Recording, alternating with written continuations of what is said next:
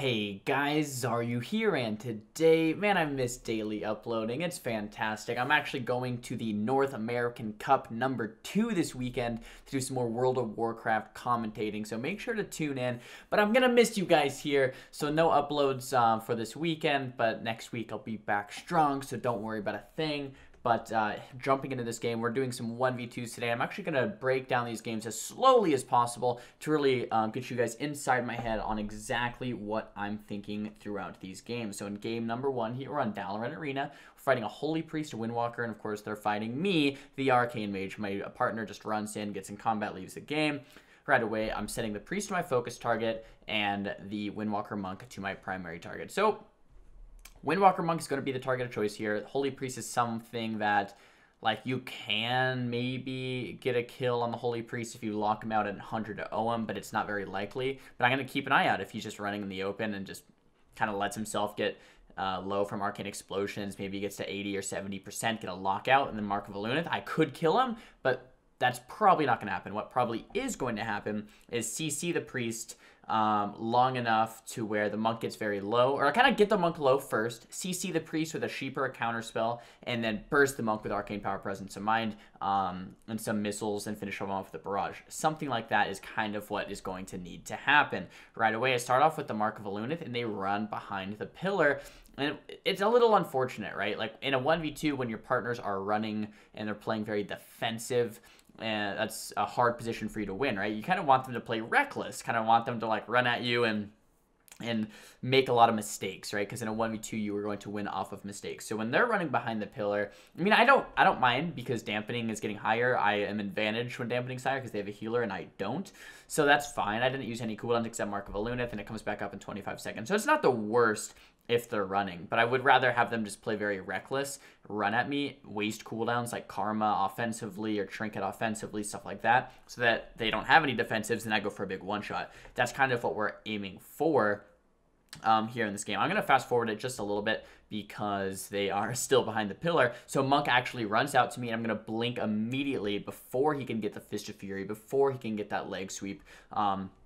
Throwing out the slows, and I'm blinking back now with displacement, and I'm just going to continue to kite this monk 100%, right? I don't want this monk to hit me. Once again, I don't have a healer, right? So I'm going to use everything in my power to stay away from this guy. My invisibilities, my blinks, my slows, my displacements, my frost novas, even polymorphing the monk if I have to preserve my life total, because I cannot afford to be taking damage unnecessarily. So the smites are coming out. I could have counterspelled one of those smites, but I wanted to get some damage rolling first. Now the monk's about 80% life. Mark of Alunith, 4 stacks. Here is if the priest cast it, I would definitely throw out the counterspell.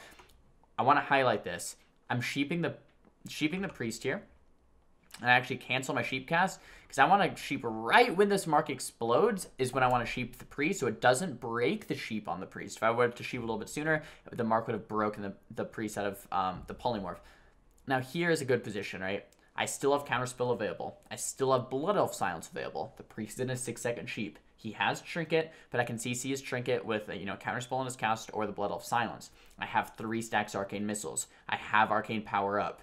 Monk doesn't really know where I am because I just displaced back, and I have Ice Block available for the Karma. These are all things I'm keeping in mind, right? These are all things I'm thinking about. Arcane Missiles probably 2 or 3 times. Going to Presence of Mind, throw out the Arcane Blast, and I'm going to follow CC the Priest when he throws out his Trinket. So let's roll the clip. Arcane Missiles, Arcane Missiles, Arcane Missiles, tons of damage. He rolls towards me a little bit, throws out the Karma, instantly block it, blink Arcane Torrent, Blood Elf Silence the Priest, and kill the Monk. So we're going to play that back in full speed, and then I'm going to play it again and really slow it down. So here's kind of how I led up to the kill. Mark of Alunith, full sheep onto the Priest, Arcane Power with displacement, Arcane Missiles, Arcane Missiles, Arcane Missiles, Presence of Mind, Arcane Blast, block the Karma off, Arcane Blast again, blink Belf the Priest, Monk goes down. So, and now in super slow mode, just so you guys know exactly what happened here. Land the sheep, displace back, Arcane Power, Arcane Missiles, okay, Arcane Missiles again, each global, Arcane Missiles one more time, Presence of Mind, he throws out the Karma, we block the Karma. Polymorph has 1 second till it's over. Or 0.7 seconds till it's over. We block off that Karma. We blink and Belf the Priest so that there's no gap between the Polymorph and the Belf. He's always in CC. And then we hit that 815,000 Arcane Blast to finish off the game. So all of these things, guys, all these split little microseconds are kind of what it takes to win a 1v2 in Legion. It's not easy to 1v2 anymore. Back in, you know, Mist of Pandaria, like, you could get some crazy 1v2s just by throwing out your orb, throwing out some Ice Lances, getting a kill and resetting. But something like this, it's actually very difficult. You have to keep in mind all of your tools and use all of your tools to actually land a kill. This Priest is being a little annoying, but we do manage to take him out here in a second. That's a negative ray, and boom, there's the game. So there's the damage breakdown. Let's hop into another one.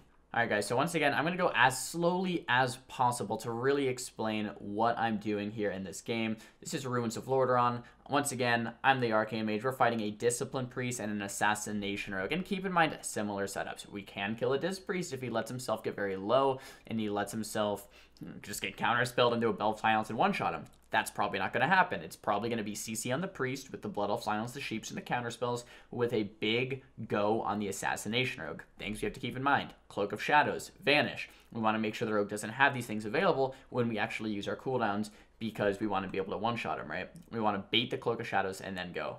My Druid gets sapped immediately, so we can't really leave the game. I'm playing Line of Sight, come out and see the Rogue. Here, he actually misses his fan because I was in that little cubby. Coming back out into the middle of the map, Rogue does get that re-stealth, though. It's a little unfortunate. Priest is playing Power Word Fortitude. Want to keep that in mind. Probably go for a Spell Seal on that, on the Priest and the Rogue eventually. I have the Priest on my focus target because, you know, I want to CC him eventually as well. And I'm spam clicking on the Rogue as well. So right when he comes out, I do get the Rogue out, but he opens on me immediately and pops the Vendetta. So this is a fine time to just Ice Block if I want to. I actually throw the Temp Shield out at full life instead, throw out the Invis and spam Sheep onto the Rogue. I'm not going to Ice Block, which is fine because the Rogue's not connecting and I Temp Shielded back to full. But still, so we get the Cloak of Shadows here. Now we have the Trinket, we have the Cloak of Shadows. I'm not sure if the Rogue has vanished. I can't quite remember, but these are the things that we're looking out for. Now, I want to get 4 stacks Arcane charges. I want to get my my Mark of Illuminate out, and then I could just go for the one-shot, just like last game with the missiles, the Arcane Power, and the Presence of Mind, if we get some CC on the Priest. CC on the Priest is going to look like maybe Counterspell of Penance, then Blink Belf the Shadow Men, so we can't cast in either school, and then follow that up with a Sheep Trinket, something like that. We're going to displace back. We're still holding on to Ice Block for now, throwing out the slows on the Rogue as well, going for the Polymorph onto the Priest. Now, there's the full Polymorph onto the Priest, re-slow the Rogue. I'm still at 3 stacks, want to get the 4 stacks before I pop my cooldowns. Casting an Arcane Blast, casting another Arcane Blast, trying to get some missile procs, not getting very lucky right there, and there's the Vanish from the Rogue. So now the Vanish comes out. The Rogue has no Vanish, no Cloak, no Trinket.